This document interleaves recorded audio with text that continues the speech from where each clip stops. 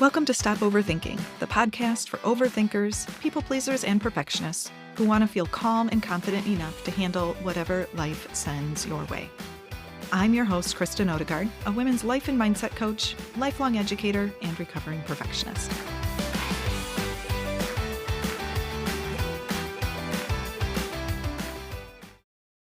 Welcome back to the Stop Overthinking podcast. I have a guest with us today, Daniela Wolfe, and we are going to be talking about all things from burnout to being more empowered and taking care of self-care. Daniela helps stressed and burned out professionals ditch the guilt and overwhelm, productively manage daily tasks with ease, and have the time and energy for self-care every day. Daniela has been an LMSW for 27 years, focused on self-care, stress management skills, mindfulness, relationships, parenting, and managing all the chaos of life. She is also a working mom of two. Her mission is to empower you to prioritize yourself on your to-do lists and learn the strategies to prevent burnout and make over your daily life. When she's not at work, you can find her on her stand-up paddleboard, hiking in the summer or winter, reading and traveling. So Daniela Wolfe, welcome to the Stop Overthinking podcast. Thank you so much, Kristen. I'm excited to be here today. We have a great episode planned for you today, and a topic that I hear about from all of my listeners so often, and maybe it's feeling exhausted. Maybe they say it's stressed out. Some people will label it as burned out. And I know this is a topic you are really passionate about as well. So first, tell us, how did you come into this work with this specialty? Absolutely. Thank you again for having me. Like I said, my name is Daniela. My business is Bestie Life, helping you find the bliss in your busy. And as you said, I've been a social worker for over 27 years. And so while I'm clinically trained in all things mindfulness, self-care, stress management, coping strategies, I've also been through my own burnout. I think a lot of us come from that place. Mine was about 18 years ago. My kids were younger. They were 4 and 6 months old, and I was going through a divorce. So I was a single working mom of two, and I was trying to do it all, be it all, prove that I was capable, show that I could handle all of this. I wasn't great at asking for help. And then unfortunately found myself really irritable. I was snapping at my kids more than normal. I wasn't showing up as who I wanted to be, who I wanted them to grow up with and remember. And so, we had this moment where I was like, all right, I'm going to start making some changes. So I started asking for some help. At the time, our grocery store had free childcare.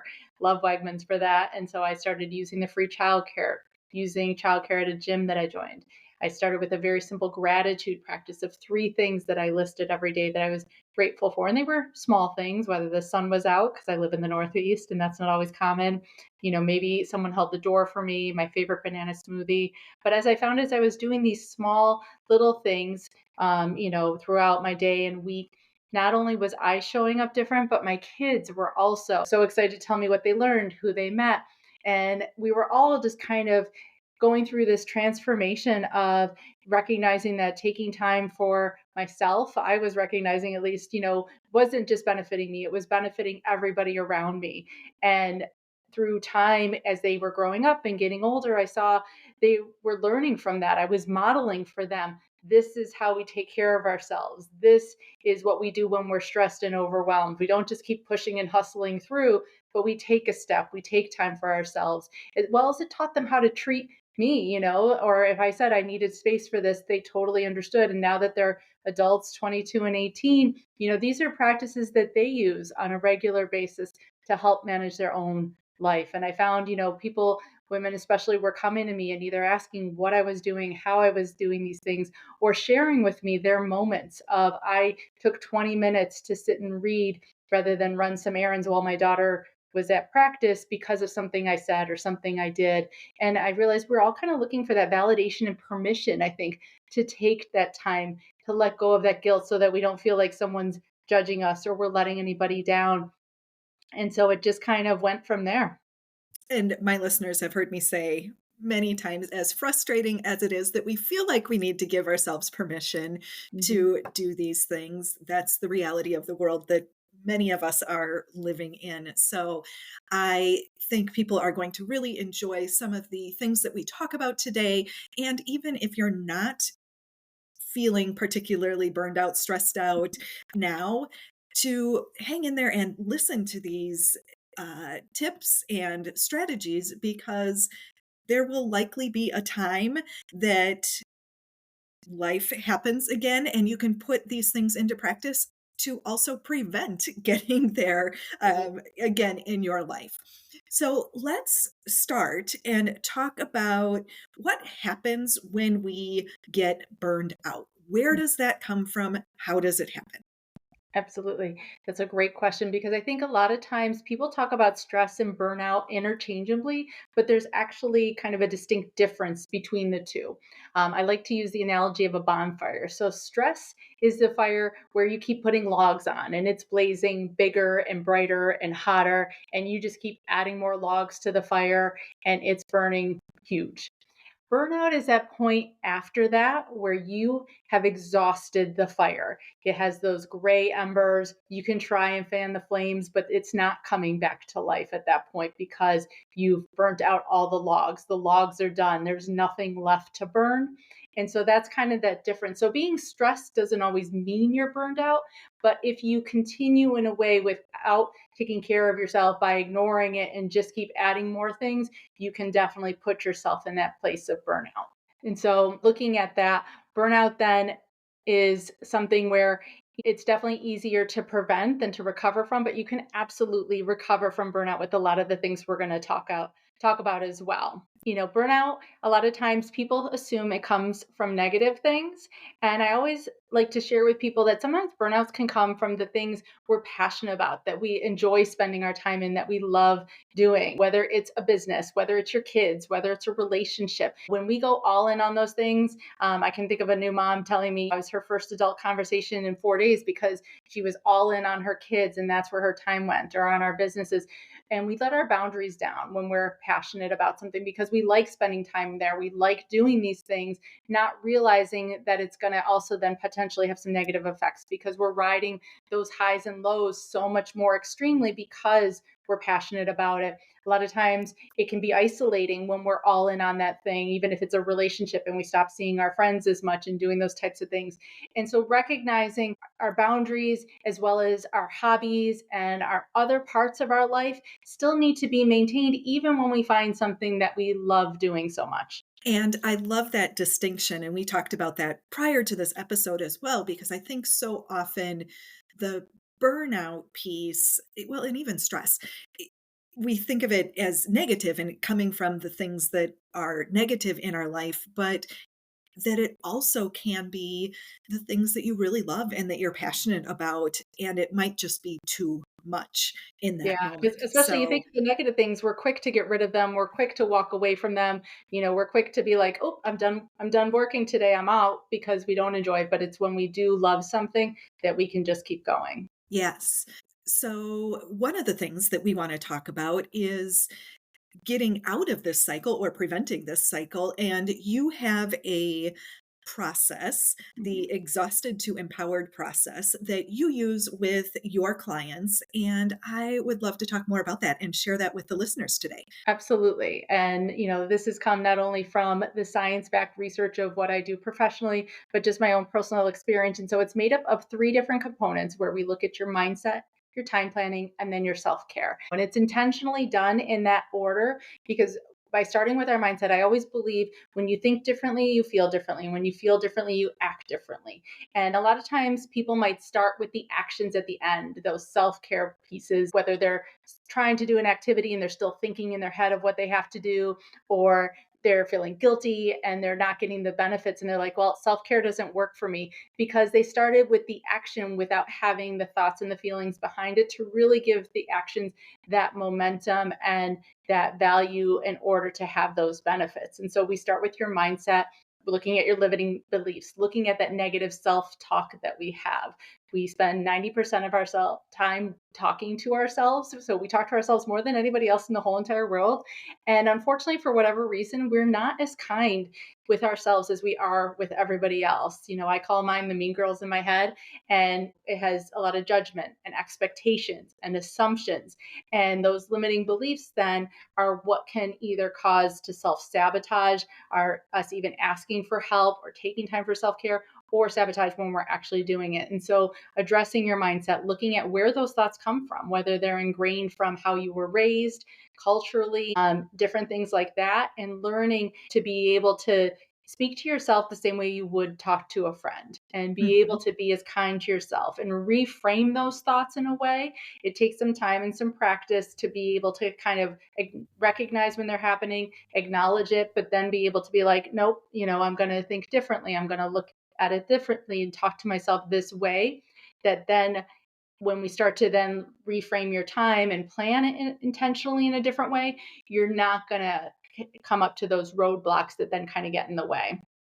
And while we're still on this mindset Mhm. piece, we know definitely talking to ourselves, and I use that same term, kind of the mean girl or the inner critic in our head. But what are some of the other roadblocks or limiting beliefs that you often see that are not serving clients in Yeah. a helpful manner? Yeah, I mean, some of the examples might be if you're a parent, judging yourself. A good mom is always the one watching their kids or has the birthday parties that are Pinterest worthy or those types of things. A good employee stays late and works extra hours and checks emails. A good partner doesn't spend time with their friends and spends all their times with somebody else. Or we just sometimes make assumptions that other people are judging us even if they're not. And so those are some of the things that can contribute to that self sabotage, that guilt, those things that then get in the way from us taking those intentional actions that we need and require on a daily basis. Mhm. And do people generally come to you and they know what those unhelpful thoughts are, or do you have to do a process to help them discover what is holding them back? Sometimes it depends on where they're at in their journey, but definitely I think we all have had them. We've grown up in different ways. And so to be able to kind of do a little tracking almost, we kind of look to see, all right, when we talked about doing this, what thoughts came to mind? What judgments came to mind? Sometimes as a woman, my mom was a stay at home mom. And so she did things very differently than I did. She grew up in Sicily. So she had this whole cultural background of what women were supposed to do. I can remember as a teen, girls don't call boys, and it was judged a certain way, even in my own household, by that. And so being able to kind of look at what that meant and let go of that judgment and their judgment of those types of situations and scenarios, it's definitely a process, and it's never a one and done. It's you'll always notice different things, but when you learn the strategies and skills to be able to catch your thoughts and then be able to adapt to them and change that thought, that's how you can then, as an ongoing process, because we're always kind of learning and growing and going to different levels of our own personal development, that I think those strategies and skills you apply ongoing once you've learned to master them.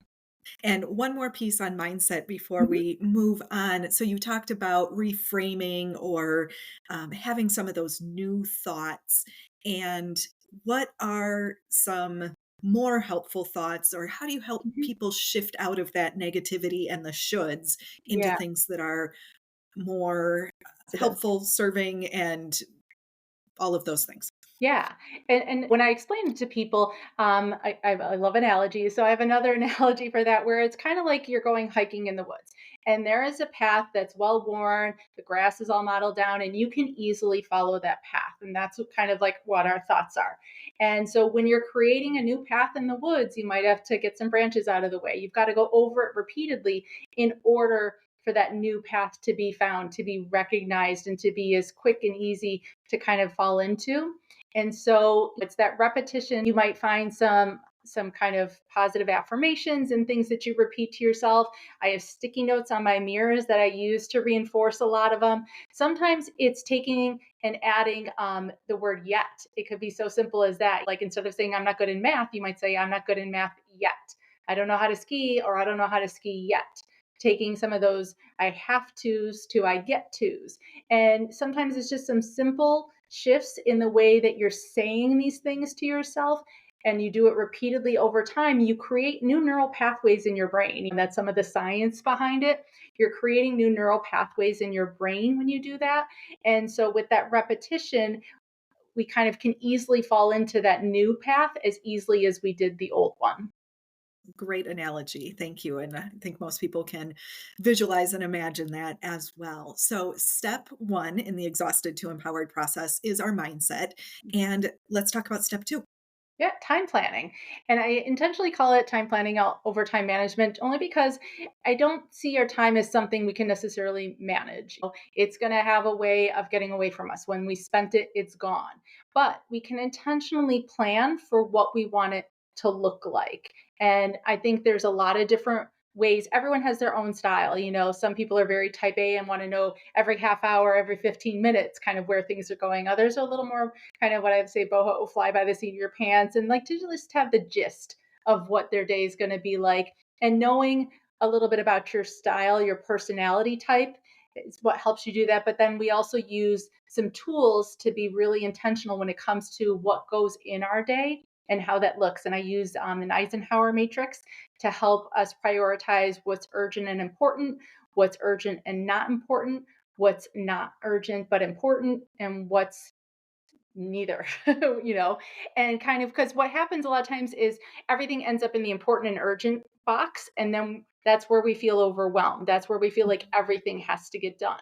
But if we can either delegate some things, if they're important, urgent but not important, that we're the person that does it, whether it's carpooling, whether it's who does dinner tonight. Ordering out is not a bad thing. There's meal plans, there's laundry services, there's cleaning services. There's ways to delegate different things, and they don't all have to cost money, as well as kind of looking at, all right, these are the top 2 to 3 things that have to be in my day, having an idea of how much time they take, and then spacing them in a way so that there's gaps between, because I believe the magic is in that space that allows for where I use the term work life balance, even though I know not everybody agrees with the word balance. But I personally, I don't see balance as everything being equal. I see balance comes from our ability to adapt, pivot, have resilience, and have boundaries.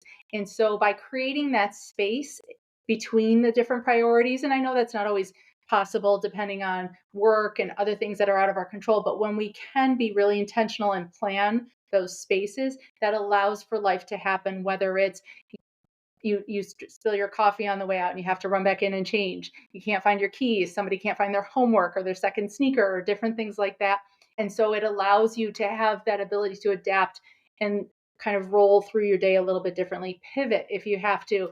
All right, we're moving to plan B today because this is not working, and have that resilience to bounce back, because life is going to happen, but it's about acknowledging when things aren't going well rather than unpacking and staying there for the day. Sure. And then boundaries is my favorite B word I love to talk about, because I feel like boundaries get a bad rap. They're seen as something negative, like a wall or something that's bad, but boundaries are actually so freeing for you and everybody else around you. And by communicating your boundaries, whether it's via email, text message, in person, letting people know what you're available for, what you're open to, what you can handle and manage, is going to actually help lessen that guilt and those expectations that can come when we don't have boundaries and feeling like we need to respond to everybody or that people are going to be mad at us. Having those boundaries, it's going to allow people to know, okay, this is what we're working with, and they can then adapt and pivot and do those things as well. So it really is part of that process with our time planning, setting up your priorities, having those buffers within your Mhm. space. I also love too, if things are going to plan, now you've got maybe even an extra 15 minutes, which is more time than we realize sometimes when it comes to putting self-care into our day, when it comes to doing, all sorts of other things. And that is why we do that time planning intentionally, so that we have that space for our self-care, which is the third pillar of the framework. But Yep. I don't know if you have any questions about time planning before I jump on. I just wanted to expand a little bit because I know a lot of my listeners who also identify as people pleasers. And so the time planning, and part of this is the mindset coming into it, but the time planning and being able to delegate or maybe change the way things are done, it can feel maybe even scary, or there's a lot of anxiety about making those changes, and maybe they're worried about disappointing other people if they're not doing the things that they've always been done. So I'm just wondering, when you have those kind of situations come up, Mhm. are there some talking point strategies that might be helpful? Yeah, because absolutely everybody gets into certain habits, not only ourselves, but the people around us. They get used to things always being a certain way. And that communication piece, which can be difficult, is a big part of that because I think we underestimate people's abilities to work with us, to be open to new things. And so those assumptions hold us back versus having conversations, creating kind of that mutual input when it comes to situations. Again, another analogy when we're setting those time limits around different things, or whether we're maybe declining an offer to do something, I think the more that we can say, if you were going to say go to shopping at a boutique that you really wanted to check out, but every time you showed up, the door was locked and nobody was there because there's no hours posted on the outside. But if there were hours posted, you would know, okay, I can plan to do this then. This is when they're available. This is when they're open. And so like when we're planning our time and we say, well, I'm not able to take that on this, you can think of like a PTA example, someone's asking you to bake cookies for something, maybe it's not a great week. Or you can say, can I buy some store bought? Because that's what's going to work for me. There's always options. You could say, I'd love to help, but this week's not going to work. Can you sign me up for the next fundraiser? And I know in advance. There's ways to say no that doesn't have to sound so negative, from that people pleasing standpoint. Or you can say, I'm really trying to be good at taking care of myself. Can we work together to come up with something that works for both of us? And to bring people in your wellness journey with you. I think everyone wants to be supportive. Everyone wants to do that. And so I think when we're honest and talking about it, people want to help us, but they don't want to see us suffering and be like, no, I think you should work harder and put more pressure on yourself. That's not the response you're going to get. But I think when we just say yes without communicating what we need and where we're at, we're setting ourselves up for that, which is where some of that resentment can come from, as well as that feeling of we've got too much going on. Well, and I always like to remind my listeners where we can that there's going to be discomfort staying where you're at Mhm. and building up the frustration and possibly resentment. And there might also be some discomfort in making changes, but you have the possibility of a new outcome Yeah. if you do go through and make those changes. And you could surprise yourself at how excited people are. You're like, oh my God, that's great. Yeah, I want to do this too. Let's, collaborate and make that work for both of us. Absolutely. So we have step one is our mindset, and then we have our time planning as step two. And let's talk about self care. Yeah, I love self care. And I think, unfortunately, it gets a bad rap sometimes. It's kind of stereotyped as a luxury, as a nicety, as something that isn't essential. But self care is necessary on a daily basis, just like eating, sleeping, and brushing your teeth.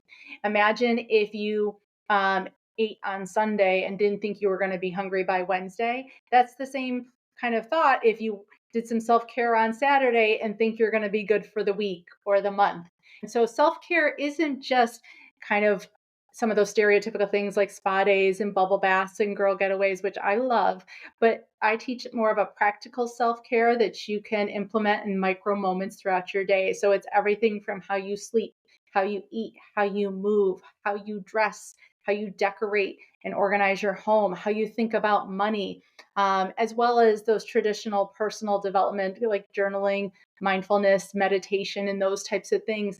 And to see that it doesn't take these huge blocks of time or a lot of money to find, 10 minutes here, 15 minutes there. I'm going to share some strategies at the end that are as small as 1 minute to be able to start implementing self care throughout your day. And when you can kind of then find some set routines that work for you. I have a morning and nighttime routine that are really solid in the fact that they happen every single day, but they don't always look the same every day. Some mornings I might have time for 45 minutes. Other days I might have like 15, 20 minutes. And so there's 10-minute yoga routines that I find. There's 4-minute hit workouts if that's something you're interested in. But it's the consistency and the fact that it happens is what's important. And same with my nighttime routine. I like to do my skincare. I read every night, whether it's 3 pages or 3 paragraphs or, 3 sentences, it's going to happen. And that's the whole point, is recognizing that the consistency and the quality of it is where you're going to start getting those benefits. And it doesn't always mean that it's going to feel it right away, like, "Whew, I'm relaxed, I'm done." And sometimes self-care isn't even about getting relaxed. Sometimes self-care is what builds your confidence, what recharges you, what lights you up. And so that can come from, like I said, when the way you dress, you have that one blazer that you feel so confident in because it just fits just right. You look great in it. It's a good color. And so that is going to show throughout your entire day as well, every time you see yourself in the mirror. So that's part of your self-care. Your morning cup of coffee, your drive to work. Even with your kids, it doesn't have to be done alone and in isolation. Self care can be laughing and making fun memories together, being outside and walking. Mindfulness can come, they talk about breathing, but even blowing bubbles is a great way to instill some breath work and some mindfulness in your day. So there's so many different ways, and I love diving into all the options with the people I work with and my clients, because I think it's it helps make it so much more approachable to know that it's based on what you like to do, who you are as a person, as well as it doesn't matter how long it is. And so you find that when things, you can pivot and fit it in more, you can do it more often because you know what the options are, and you're not limited to just, oops, I need to book an appointment and be somewhere else. And I love that distinction as well, that it doesn't just have to, of course, be the typical things that we think of, the spa days or getting your nails done or a massage or some of those kind of things, that it can be the little moments that Mhm. add up. And I know for me, some of that was going back to the mindset piece and just reframing how I was thinking of these things. And that, yes, I was working out every day or getting in my walk in. It's because I really enjoy this. It's not just about the movement and the exercise. It's because when it's nice out, I love being able to walk. And in the springtime, my kids will totally make fun of me because I love the smell of fresh lilacs and they don't Oh, last very long. And I'm like that cartoon person following the scent, as I walk. And so when I take time and realize that this is taking care of me and oh it yeah. makes me feel good, and whether and in appreciating all of the senses that can come Oh, into different things and too. seeing how nature has huge benefits. There's a science behind all of that. It's called the Japanese art of forest bathing. And, Mhm. being in nature, even if it's cold and wintry, has a lot of benefits. And I always talk about on my own podcast, even gratitude being an underutilized part of our self care. Because, like you said, you know what you love, and you have that appreciation and gratitude probably on those days that you get to smell the lilacs and be outside. And so, like I said, my own practice started with a simple gratitude practice of 3 things a day. And as we start to, again, do these types of things, there's a science behind where we activate a part of our brain called the RAS, the reticular activating system.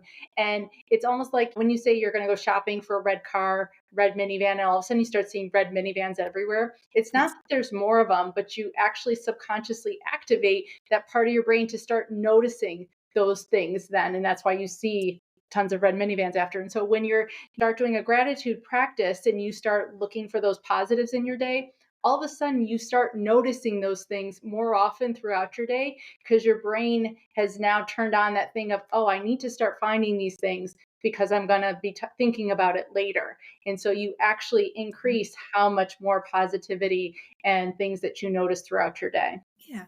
So if somebody's starting a gratitude practice, and I'm sure everybody's heard about this and maybe even tried it at some Mhm. point in time, but how do you build something that's a sustainable practice? I mean, you talked about finding the little things in your day and it just becomes more of a focus, but what does it look like to sustain Mhm. this or even bring the rest of your family into it?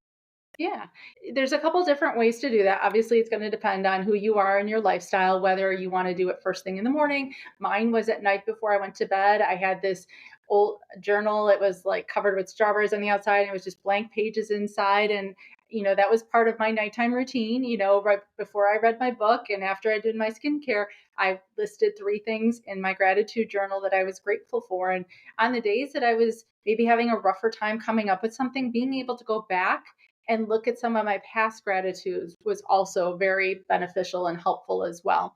So, but you can always, whether it's having a hard gratitude journal, you can always use the notes app off your phone. You can ask Siri, take a note and write them in there. If you're more of a verbal person, then writing it down. If you said like doing it as a family or with people around you, you could do that at a specific meal time, even just to incorporate it once a week if that is what it needs to be. It doesn't have to be every day, too. I think that's the other part is we put a lot of pressure on ourselves, not only as far as how much time self-care needs to take and how much it needs to cost, which is free, but also looking at the fact that it doesn't need to be every single day. If it's consistently 2 days a week or once a week, it's the consistency of it that still builds in those benefits. I can see how all parts of this process work together in the sense of the mindset and the planning along with the self-care, because part of that is just being intentional with Mhm. your time, with your self-care, and how you're talking to yourself, of course, right? So I love how all of this fits together in a very what's the word I want to say, beyond it. I mean, it's common sense, but also it's just simple in something that you can remember and implement. We Even to be aware, even though it's simple, that doesn't mean it's always easy. So don't beat yourself up as far as the fact that, you start it and then, you're not consistent. You drop off after a couple days. It takes, 20 something days to make a new habit. And so to start small, to start with one thing is going to help set yourself up for success, as well as, sometimes when I talk to people and they're like, oh, yeah, that sounds like common sense. Oh, yeah, I get that. Sometimes having, me help them, they realize just how much quicker they're able to get to that place, as well as just kind of being able to weed through what's the priority, what do they need to be focusing on and working on. Because when something seems like common sense, we don't give it the same attention and intention that maybe it needs Mhm. in order to start solidifying itself as a new habit and creating that new path for yourself. Thank you for that clarification, because that uh, distinction I think is really important. Simple doesn't always mean easy. Along with that, so we have the different components of this process, the mindset, the time blocking, and the self care. Is it a linear approach that we start with the mindset, then we add in kind of our planning, Mhm. or we do all three at the same time?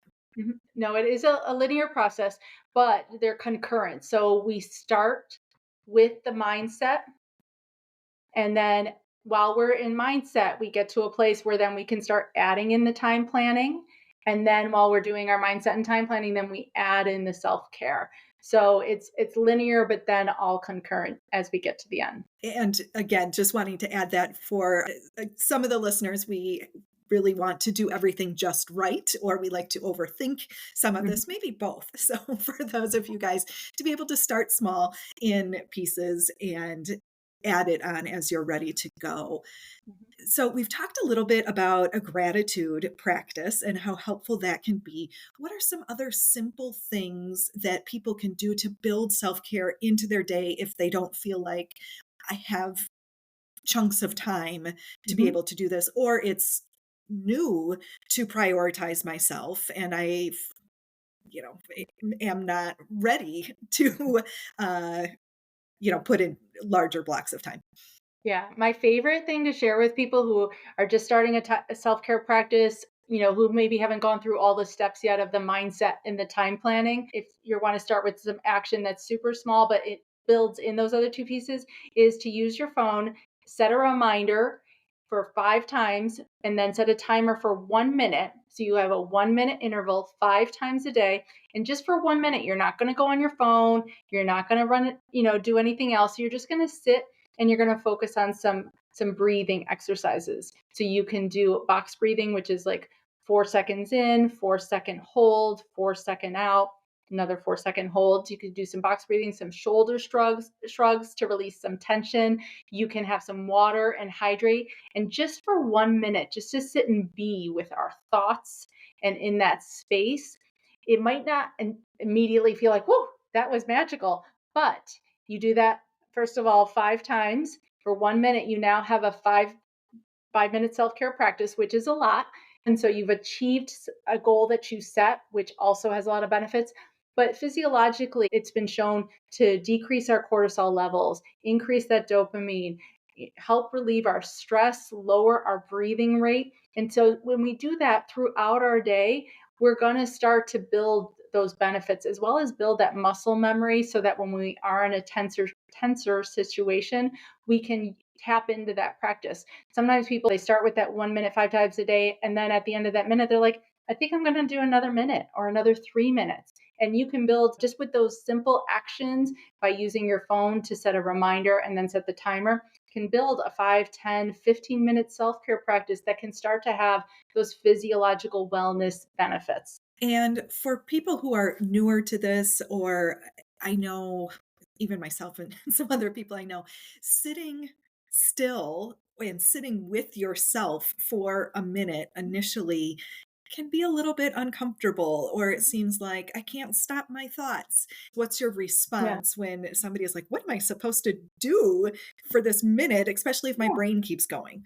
And so definitely if that's where you feel like you're tripping up, so in addition to maybe doing your breathing or drinking some water, I like to add in a mindful practice of 5 senses, where you have to notice 5 things you see, 4 things you hear, 3 things you can touch, 2 things you can smell, and 1 thing you can taste. And just the fact that you have to kind of, for a second, kind of shift your thoughts because you can only think one thing at a time. You've now taken away from some of those thoughts and given that distraction that you need to be able to be present in the moment. So being present is going to help you then maybe focus on your breathing there during that time. Listening to the sound of your breathing might be a way to do that. If you're having maybe an iced tea, like when you hydrate, it doesn't always have to be just plain water, but focusing on the flavor of the water you're drinking, even if it is plain, maybe you notice a flavor, or your coffee in the morning. I love using that as a simple way to start your day with this practice. You grab your mug, you can feel the warmth, you can smell your coffee, you can taste it. There's so, just even hearing the percolation of the machine. My favorite, I love popcorn, and I make it in an old fashioned air popper popcorn. And so I love the sound of it, the smell of the steam coming off of it as it's popping. And that's part of, I take that moment when I'm making my popcorn to just have a little mindful moment. And so like I said, as you get more aware of not only what you like, but the different options and where you can start fitting them in, you'll be like, oh my gosh, I'm doing this all day long. I like that from the sense of it's really just helping you be present in the moment, Mhm. which I think we take for granted sometimes, but also the fact like that is self-care Mhm. in being able to not be worried about the future. We're not stressing out about the past or wondering what's going on, but to be present in the moment. And as you were talking about that with the food smells, and I know sometimes cooking is not something I love. It's just one of those tasks that I feel like, ugh, I have to do this again every day. Like people in my house want to eat again. But as you were talking about that, it's like, if I would just pause and really experience that moment in the Mhm. present rather than focusing on why I don't like this Yeah. and that unhelpful thought. So I think that's one place where I'm going to look to try and do this too. I can hear it, I can see it, I Mhm. can smell it, certainly with some taste, but I know that's an area of my life where I do have a lot of negativity that I'm trying to get out. And so I think grounding myself in that moment can maybe be helpful. So that's where I'm going Oh, to that's good. try that out this evening. Awesome. Awesome. Let me know how I can help. Yes. So we have breathing, gratitude practice, we have just being present in the moment. And I think those are fantastic. You had talked a little bit about having like your morning routine and Mhm. your evening routine. Can you share a little bit more about that? Just again, to give people some ideas of what might be helpful that they can implement Yeah. more easily into their life. Yeah, like I said, for me, my morning routine, I have to start it before anybody else is up, especially when my kids were younger. If they were already up, it was a little bit harder to do those things, even though sometimes I was like, all right, you're up. You're coming with me. We're going for a walk or we're doing this. But like I said, I get up before the house is up, and that's my time to do some stretching, some movement, some meditation, and just kind of start my day with me. And so I know it's regardless of what else happens the rest of the day, what goes off the rails, what didn't go according to plan, I know I started my day with me. And then the same with my nighttime routine. I know I'm going to end my day with me. So I have a skincare routine I like to do, moisturizing my hands, my feet, my lips, putting some different lotions on, reading my book, ending my day with me. And again, the time can be different. Maybe I oversleep a little bit and I only have 20 minutes. Maybe I'm coming home late from being out, and so I don't have as much bedtime before I need to get to sleep, but I have the consistency of the actions. I can just vary how long each one is in order to make sure that consistently those my start and end my day with me. And so those things are absolutely happening. And so everyone has their different seasons of life. Like I said, when my kids were younger, it looked very different than now. But recognizing what season you're in, what you're interested in. Some people, they're like, I don't feel like moving in the morning. That's not something I want to do, but I'd love to just sit and have my coffee on the porch and not have anyone bother me, or call my sister and catch up because we're both up early. And that could be a great way to connect with somebody, or listen to a book or read. Just finding what are you interested in and expanding on what nurtures you, what takes care of you, what lights you up. Maybe you want to do some online shopping. Maybe you want to pick your outfit for the day. Finding what is important to you. And we always find time for the things that we say are important, that we really prioritize, whether it's people do at their Starbucks and they sit in the car line, they get their nails done, they find time for other things. But to make you that priority as well and make you as important is just something that you, once you get in the habit of, you'll do it consistently. Yes, those are some great ideas. And even like you talked about earlier, where finding that blazer that you just feel really confident in. And I think that is just a great reminder that there are so many other things that can be self-care, that can be just taking care of yourself or lighting you up, Mhm. uh, other than the bubble baths and some of the other things that we might associate as self-care. Mhm. So, as we're getting to the end of this episode, are there any uh, strategies, tips, last minute things that you want to say as we're closing in on this topic of being exhausted, going from exhausted to empowered? To kind of touch back on something I mentioned earlier is grace.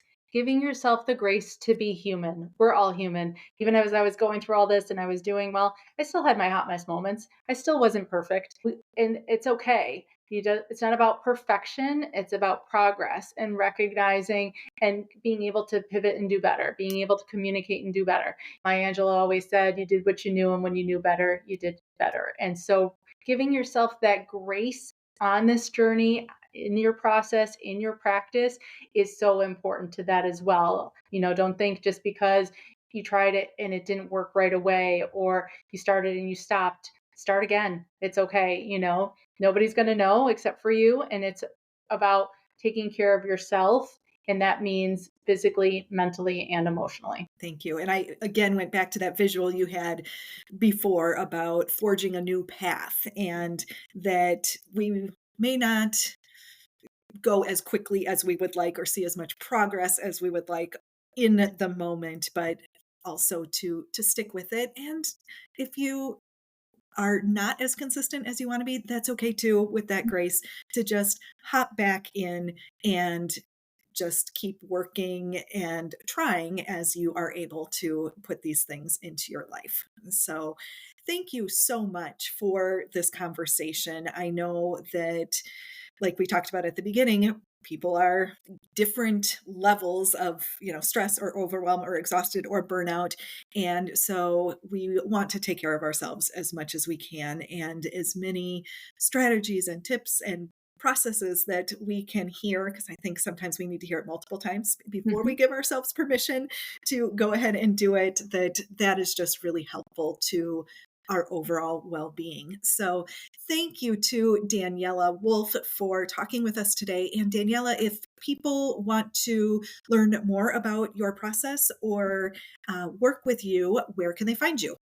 Sure. Like I said, my business is Best D Life. So my website is bestdlife.com. I'm on Instagram, Facebook, LinkedIn, Pinterest, all at Best D Life, as well as I have a podcast, Best D Life with Daniela. I share a lot of great tips as well. And if you have any questions, please absolutely reach out and ask. I have a great Wonderful. freebie. When we talk about the time planning, I said, sometimes it's as small as 10 minutes. But a lot of times when we get those 10 minutes, if we don't already know what we think we want to do, we end up scrolling on our phone, maybe throwing in a load of laundry, and all of a sudden that time is gone. And we're like, I never have time for myself. And so it's called the Reclaim Your Time in 10-minute blocks. It's on my website, my link in bio. And it's a simple tool to help you not only find 10 minutes at different points in your day, whether it's what to do with your kids or how to create that time for yourself, but then also it has over 20 ideas of what to do with 10 minutes that you can start taking at least some action to create that space for yourself in your day. And so that when you have that time, you feel like you used it for something for you. Wonderful. That sounds like a fantastic resource. I will put links in the show notes as I usually do, and I encourage you to go find that planning resource because, yes, 10 minutes can be just a game changer to use that productively. So thank you again, Daniela. And for all of the listeners, I hope that there are a couple of tips and takeaways from this episode that you can start implementing right away, whether that's with gratitude or setting for 1 minute to go off periodically throughout your day. So we want to get out of that exhausted mode and into empowered and confident. So thank you so much, Daniela, and listeners, I will talk to you next week. Thank you.